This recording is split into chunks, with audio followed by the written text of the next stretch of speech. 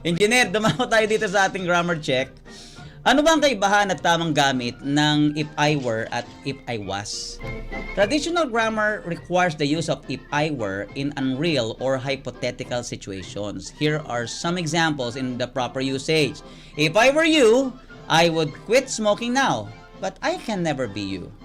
Yan. If I were the president, I would ban all forms of logging, but I am not the president. If I were a tree, you would be a mahogany, strong and tall, but you are not a tree. Now, if it really happened, use if I was. Yan po ang inyong gagamitin. If I was, kung talagang nangyari, no? Kasi past tense na yan eh. I apologize if I was rude or if I was rough. No? Isa pang pwede mong gamitin sa rude, rough eh. No?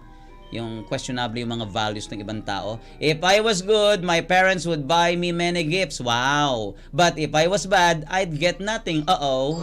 Ay, magpakabait dapat. Mapa, ikaw ay nasa bahay lang at ikaw ay estudyante, dapat mabait ka. At kung ano man ang edad mo, pag mabait ka, mas marami kang mararating, mas maraming matutuwa sa'yo. Okay, dumako na